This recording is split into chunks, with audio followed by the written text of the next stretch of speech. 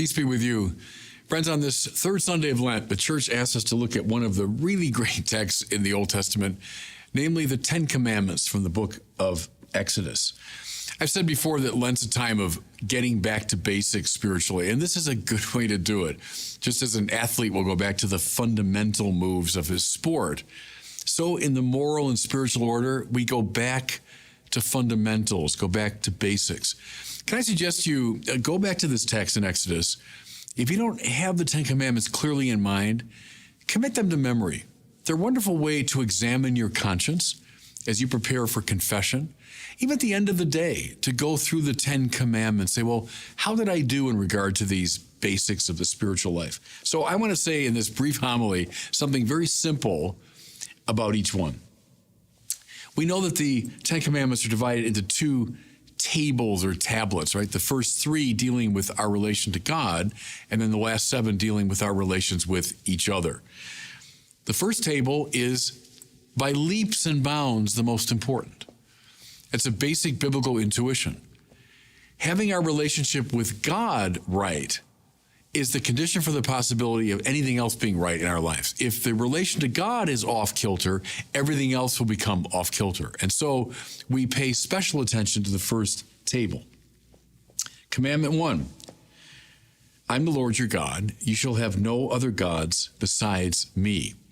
Now, there's a trivial way to read this, that God is sort of this petty, jealous, tyrant. No. It's the most important element in the spiritual life. God doesn't need us. God doesn't need anything. So it's not a matter of God falling into a jealous, a snit here. When there's clarity about what we worship, the rest of our life falls into order. When there's ambiguity about that, then there's difficulty across the board. And I've said this to you before. We all worship something. There's always something in your life of supreme value. There's some center of gravity, if I can shift metaphors. Now, it could be pleasure, it could be money, it could be your country, it could be your family, all sorts of things. You shall have no other God besides me.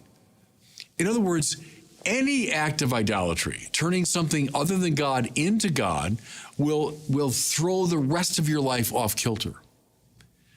Clarity about the one God whom we worship, that's the most important.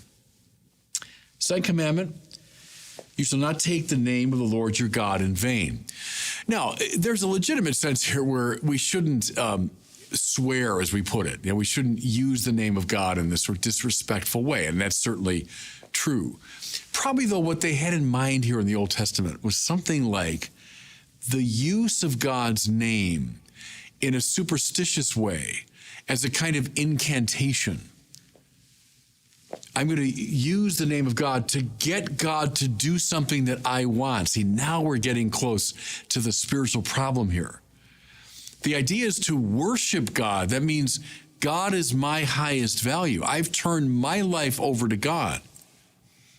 But there's a permanent danger in the spiritual order that I'm going to try to use God for my purposes. I spoke last week about falling in love with the benefits of God. If I can manipulate God so as to get what I want, see, now I'm in bad spiritual territory.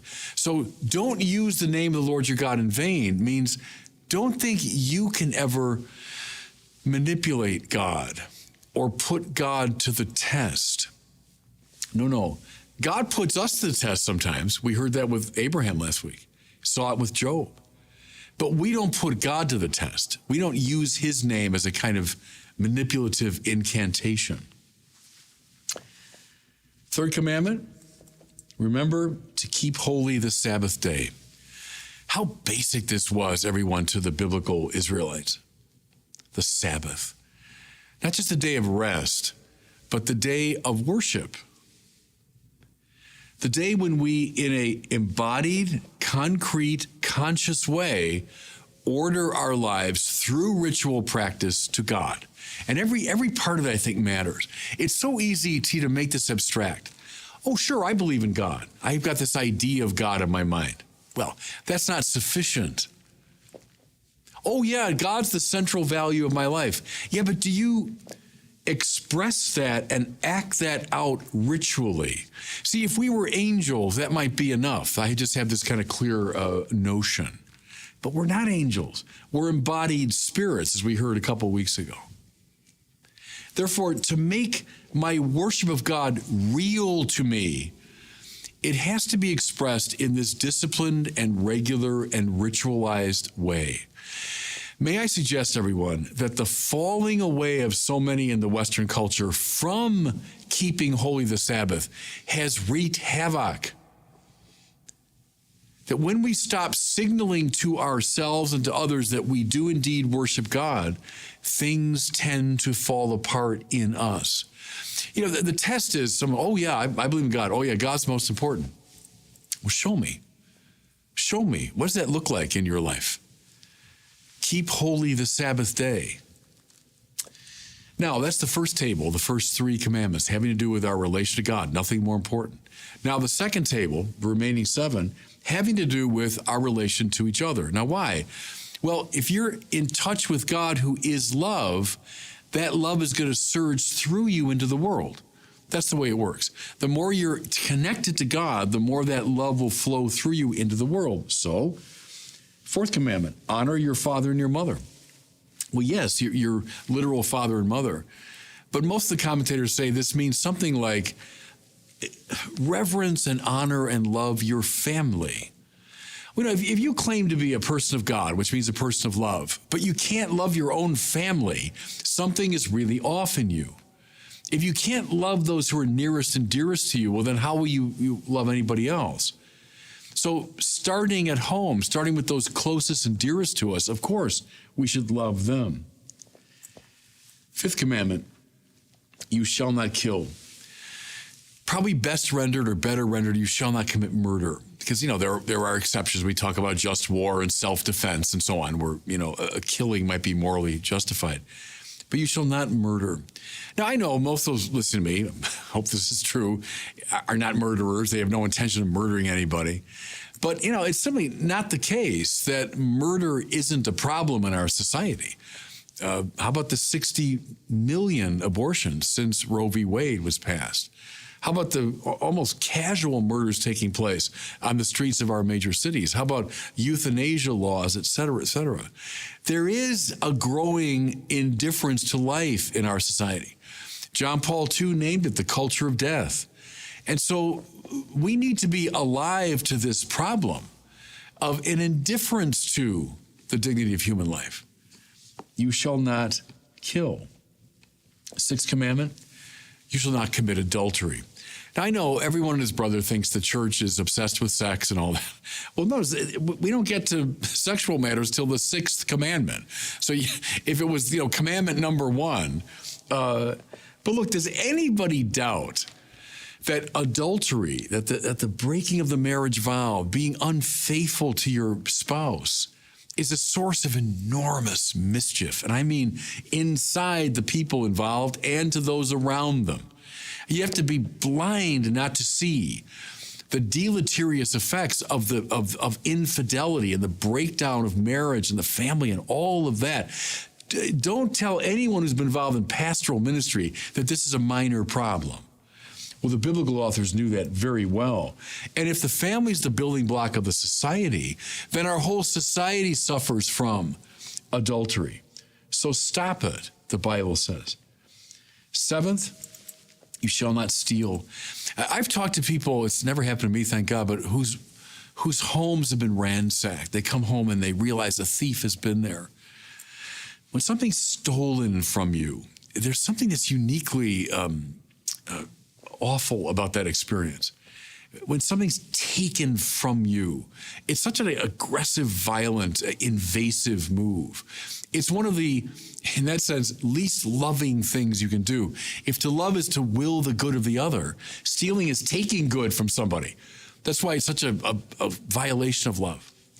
Now, there is that kind of direct stealing, someone breaking in and, committing a burglary. But we know, fellow sinners, there's a lot of ways we steal things from people. A lot of ways we rob them of good things, whether it's their reputation, Watch how we enhance life or take life from people? Do we breathe life into a room, or do we suck life out of a room? That's a form of stealing, it seems to me. 8, I think, is very important today. You shall not bear false witness against your neighbor. Calumny, we call this.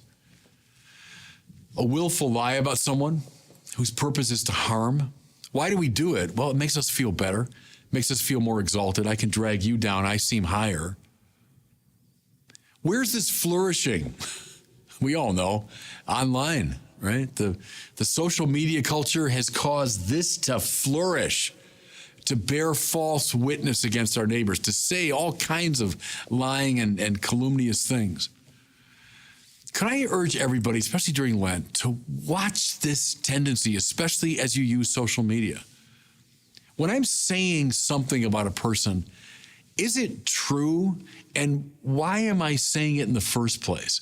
To ask those 2 very good questions before you post something online, I'd highly recommend it. Bearing false witness. Watch the 8th commandment. I'll bring 9 and 10 together. You shall not covet your neighbor's goods. You shall not covet your neighbor's wife. It's very interesting, that word covet. I've talked to you before about René Girard, the great philosopher. He talked about the triangular quality of desire, that we rarely want something simply because it's attractive to us. Very often we want it because somebody else wants it, right? So why is that object so appealing to me? Well, because that person wants it, and their desire of it awakens in me a desire for it. Watch this. Most of advertising is based on that principle. How come I want certain things? Well, I discover some famous person wants them. Watch 2 kids playing together. One kid is indifferent to a toy until his friend comes in and wants it. Do you see what Girard uncovered was the source of so much of our tension and violence in our society is this triangular quality of desire. Well, the Bible knew about it a long time before René Girard. See, don't covet your neighbor's wife and don't covet your neighbor's goods. I mean, desire something for yourself, that's fine. But stop getting into these mimetic, triangular conflicts. Watch how we desire. I like that the old word covet is good there because it sort of signals something fresh in our minds. Watch how you covet things. Why do you want the things you want? Is it because someone else desires them? If so, we're on a short route to conflict and chaos.